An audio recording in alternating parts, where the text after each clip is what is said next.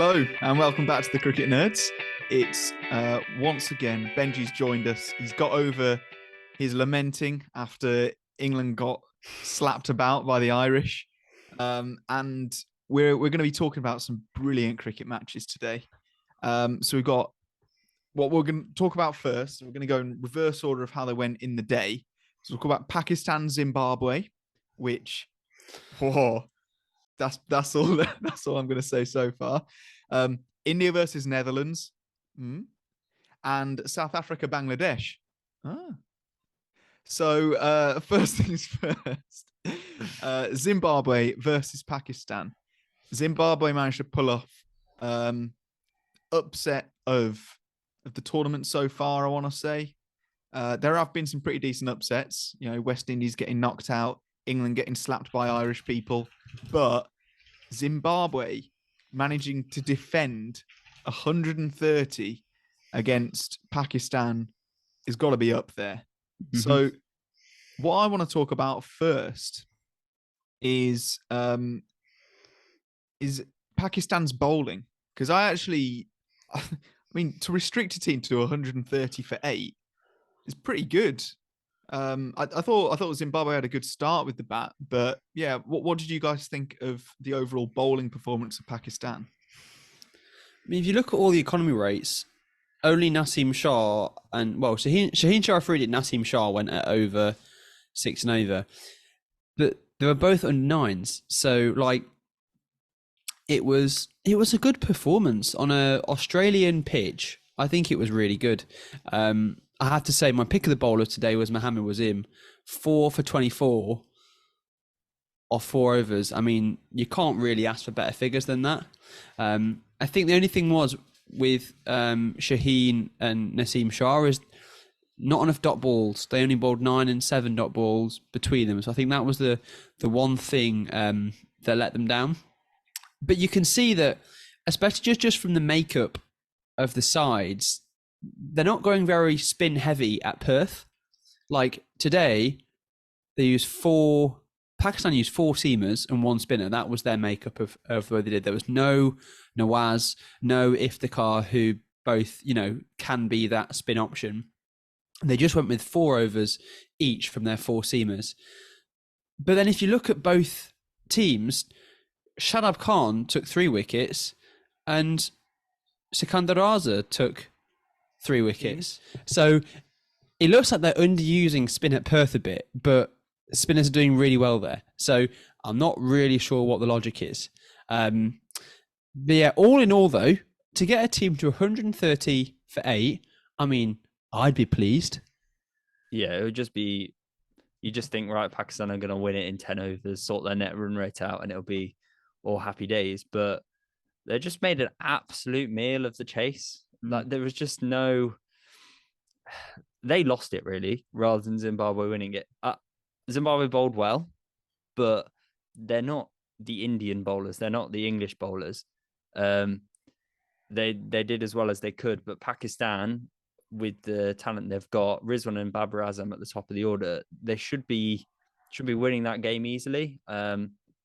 Especially when they were 88 for 4 or 88 for 3 even, and then they lost 2 in 2 balls, and that kind of changed the momentum a bit, and Zimbabwe suddenly thought, oh, we've actually got a chance here. But even then, when you're 88 for 5, only needing another 50, well, not even 50 runs, 42 runs to win, with 6 overs left, that's 7 and over. It's not difficult. And yeah, they just took it too deep, I thought. I think when you're only chasing 130, you don't want to take it too deep. But yeah, Zimbabwe do have some great bowlers, like Sikandar Raza, as you've said, Benj. He's a really good bowler. And that last over, James, I don't know if you want to talk us through that last over, because it was intense. I was hooked with that last over. It was absolutely brilliant. I thought Evans was class. He did exactly what he needed to do. But it had a bit of everything, didn't it? Like a 3 off the first ball and then a boundary. So you're thinking, oh, this is Pakistan's to lose. They only need 4 off 4. They get a single, 3 off 3, easy done. And then oh, that's a good ball. And then it all just went to pot for Pakistan. Brain fade from Nawaz trying to go over the top, somewhat unnecessarily, I'd say. Mm-hmm. And then obviously Shaheen Shah Afridi, he's definitely improved with the bat. And when he walked out, I was like, this guy can bat. But for anybody to come out and you have to say, look, you need 4 to win, 2 to get super over. That's a lot for a number 9 who, he's only 22, weirdly, because he looks like he's 33. But he's only 22 and he's batted at like number 11 for most of his career. To suddenly just go in and say, yeah, no, you need to hit a boundary here. It's a lot of pressure, and it got to him. He couldn't do it. And yeah, they obviously try the second run, get run out after a fumble by the keeper. It was high drama. It was what you love to see. And congratulations, Zimbabwe. They're going to savor this victory for a long time, I hope. On to another victory of David versus Goliath, where obviously, the underdogs managed to win again. India versus Netherlands. Somehow India managed to scrape the victory there. So India bat first. Oh, not even sure what to say. KL Rahul, not a whole lot to speak of. But then the next 3 lads of Sharma, Kohli, and Yadav. What do we think? I'm just very impressed with Kohli and Yadav. I know Rohit Sharma played really well, and it's been a while since he's got. Well, I think we're used to Rohit Sharma scoring big runs consistently, and I think it's been a while since he's been consistently scoring big runs. So a captain's knock this early in the tournament is good for him.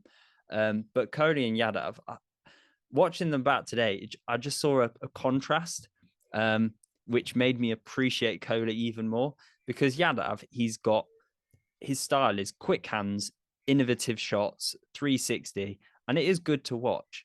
But I can't get away from the fact that Kohli is much better to watch, because it's just pure timing and class. And that ball striking is just awesome to watch. So I really enjoyed watching those 2 bat today. Yeah, no, Kohli carrying on his form. He is so good. Like, he hasn't gone out yet this tournament.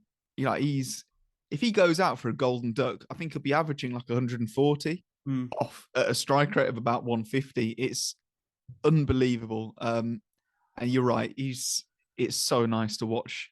So yeah, brilliant from Kohli, brilliant from Sky. Just, it's kind of what you expect to see from India.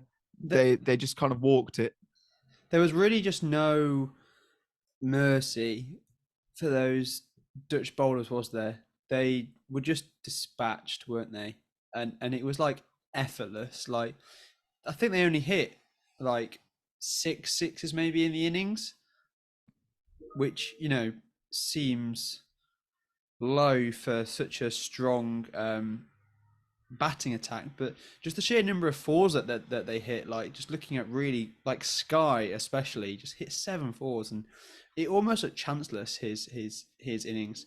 I just want to give a second just shout out to the Indian bowling attack, though, because they really backed up what Kohli and Sky had done with the bat.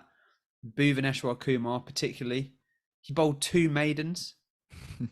2 maidens out of 3 overs, 9 runs. I mean, they are some figures to die for, aren't they? Like, Bhuvi just swinging it both ways, looking incredible. And really, it just comes back to the fact that just the Netherlands weren't good enough on the day, were they? Like, they just got outclassed by a team that were superior. Your boy Arshdeep Singh, James, 2 wickets there as well. Yeah, and he got a bit of tap at the start as well. Yeah, he did. He was getting hit around the ground at the start, so not his greatest first couple of overs, but yeah, he brings it back. He bowls well at the death, and it was actually his last 3 balls went for 4. The last 3 balls of the innings, he got hit for 4. Yeah, by the number 11. Yeah, and but I am impressed with Arshdeep. in general. I think he's still holding his own in that India squad, which they're looking amazing. Mo Shami is someone that because obviously he only came in as a last minute replacement because Bumrah got a stress fracture, and Mohamed Shami had been out for quite a long time with an injury. So for him just to come straight back in, and I think the first like 4 balls, first over he bowled back in that warm up match, he ended up taking. There were 4 wickets in 4 balls, and then he's settled right back into it. He's really good. But for me, the star bowler was actually Axar Patel. I think he finally came to the show.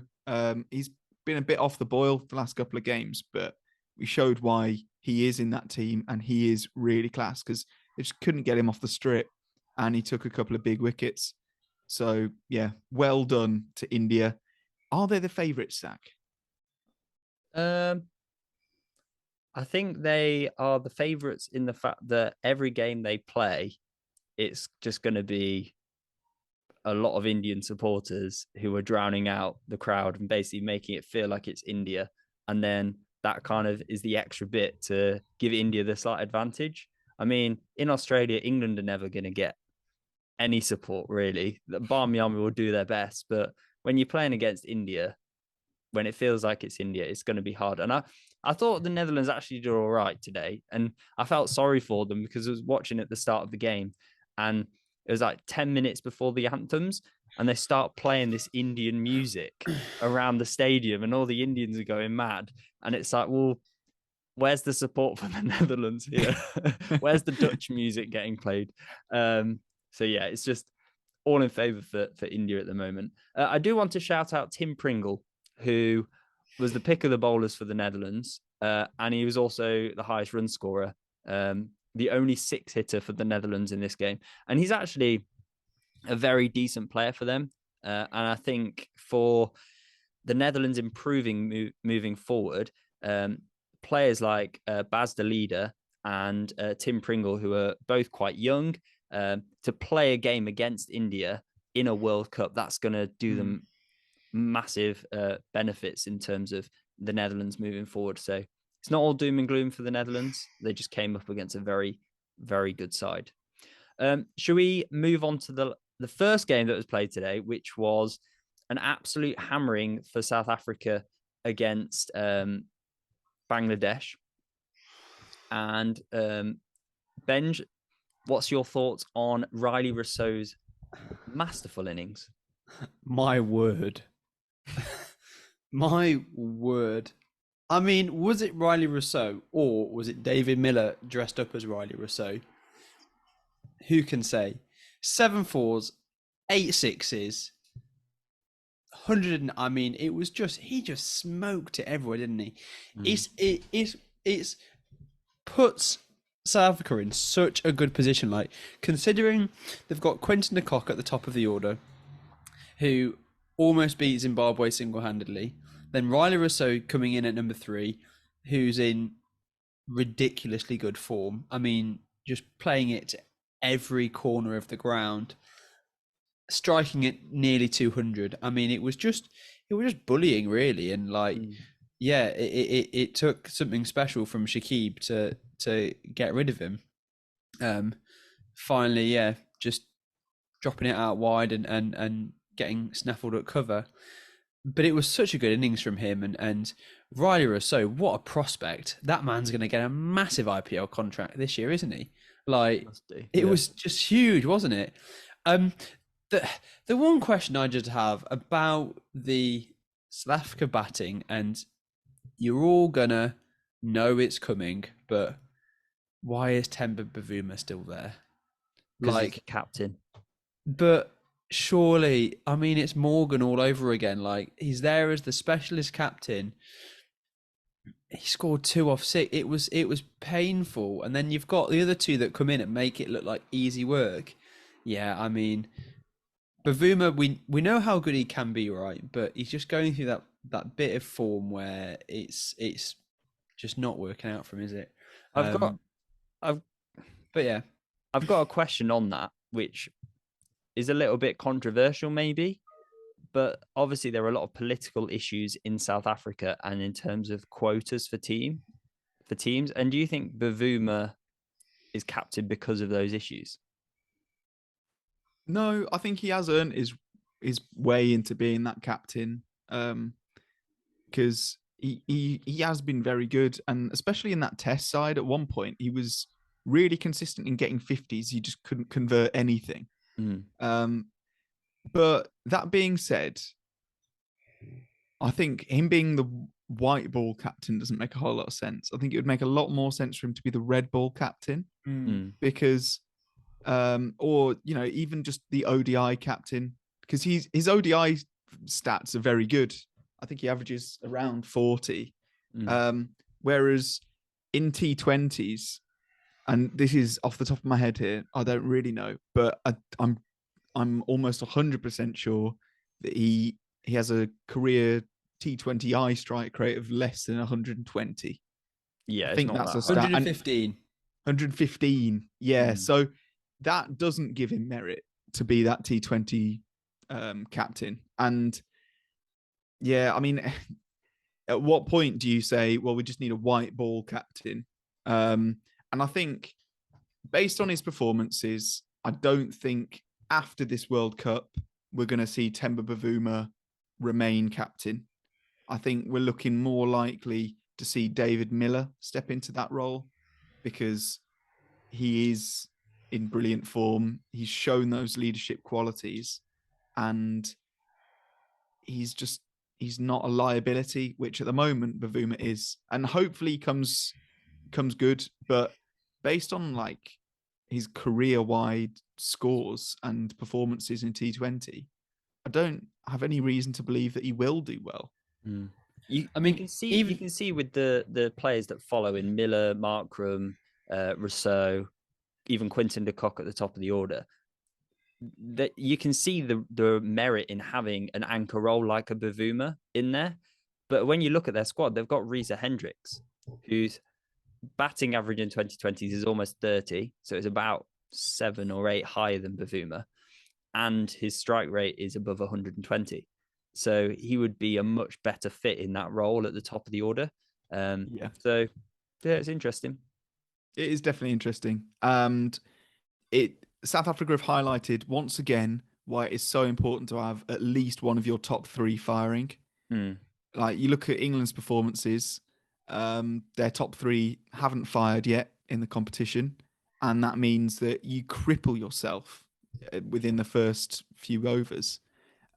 Whereas South Africa, they had Quinton de Kock play a beautiful knock, and that was overshadowed by an amazing innings by Rousseau. And this is a theme that will carry on through. Kohli looks amazing. Rohit Sharma looks amazing, and those innings make a massive difference. Whereas when Rizwan and Babar went out straight away, and Shan Masood took a while to get used to it and didn't really like kick on, that means you hamper yourself straight off, and it makes such a big impact to an innings. Should we talk about the Bangladesh innings, or more accurately, the South African bowlers? Because there wasn't a whole lot of batting that actually happened. Like, the one batsman that did interesting things was Sumya Saka, who got 15 off 6. So he decided to start it off the right way, because if you're chasing 200, you need to get some good power play numbers. But it was a clinical performance, wasn't it, by the bowlers? It was. I think particularly Imrit Norkir was just on it today.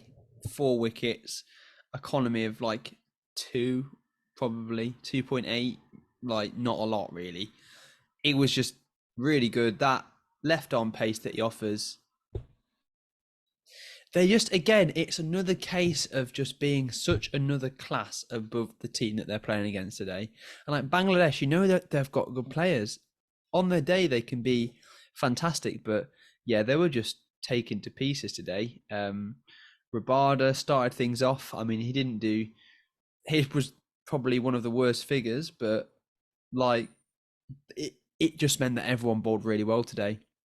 Shamsi as well. We talk about how important spin is. Shamsi, Trent Rockets man, at heart, good guy. But coming in and taking, 3 wickets there with his left arm, really good stuff. And also I thought that they had a really good fielding day as well. Like there wasn't many chances that went down. Run-outs were taken. It was just a good all-round performance from the South Africans today, and actually they could be a contender for the tournament. Like we saw them have an absolute horrible time in India just before this tournament, but maybe they've got something that they can pull out on the big stage when it matters in Australia, which looks like it's suiting their players quite well. They've got a very well balanced side in that they've got the strong batters, they've got batters that bat deep, and they've got incredible fast bowlers, Nortje and Rabada, who are very experienced, and they've got really good spinners in Shamsi, as you've said, but also Maharaj, who is a very economical spinner, who can also bowl in the power play as well. So they've got lots of options there. And I think if they go through, then they'll have a chance at getting their first ICC trophy. The only thing that could stop them is probably rain at this point. So we'll have to see about that. But I think the games today, that group has been left wide open, especially with Zimbabwe beating Pakistan, because given the games that they've got left, if Zimbabwe managed to beat Bangladesh and the Netherlands, which are their which are 2 of their remaining games, that will put them on 7 points. Now, Pakistan need to win all their games just to get 6 points. And if South Africa lose to India, they will probably also finish on 7 points. So the difference is that South Africa's net run rate at the moment is 5.2 and Zimbabwe's is a half. So, or less than a half. Unbelievable net run rate. It's 0.05 is Zimbabwe's net run rate. So South Africa likely to go through ahead of Zimbabwe if they finish on the same points. But it will be just so good if Zimbabwe get to 7 points and beat the likes of Pakistan and Bangladesh. But yeah, it could be interesting. What games do we have tomorrow? England versus Australia. Oh, yes. I don't know why I shouted that. I feel like it wasn't necessary, but that's how excited about it I am. England versus Australia versus Ireland. And Afghanistan versus Ireland. Yeah. So it could be interesting for Group 1 tomorrow. I would say must win for Australia. Probably also must win for England as well, considering and they for had Afghanistan and Ireland as well. It's just must win for everyone, isn't it? But Afghanistan and Ireland, they're less contenders, aren't they, in that group of death? I mean, although with England losing to Ireland, it sort of burst that entire group open, doesn't it? So yeah, we'll see how that is. I mean, England has still got quite a good net run rate position relative to Australia, but aside from that, yeah, it's an important one. I think this will, I mean, Group 1 is all open at the minute with New Zealand getting rained off and losing out on a crucial point. But yeah, it'll be good to see. What are your predictions, boys? James, first of all, Ireland, Afghanistan. I personally think that this will be Afghanistan's first dub. I think their spinners that caused England so much grief could really do a number on the Irish players. That being said, Ireland are a very strong team, and I think it'll be a really good match. Actually, what do you think, Zach? My money is more on Ireland. I've seen good things from them in qualifying, and also good things against England. They just, of all the associate teams, I would say they are the closest to the test playing nations. I know Ireland are a test playing nation, but one of the main test playing nations. And Ben, you haven't given your prediction. Yeah, Who's going to win? but I was just looking forward to you explaining why you thought they were better. I'm going to go Afghanistan. I think Afghanistan just have such a good bowling attack that they can, do better than England in limiting the destruction that Ireland can do.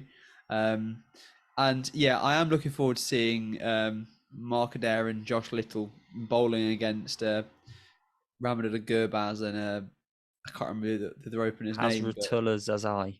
That's it, Zazai. He looks like he plays Saturday League in Nottingham. He's But huge and hits everything for 6.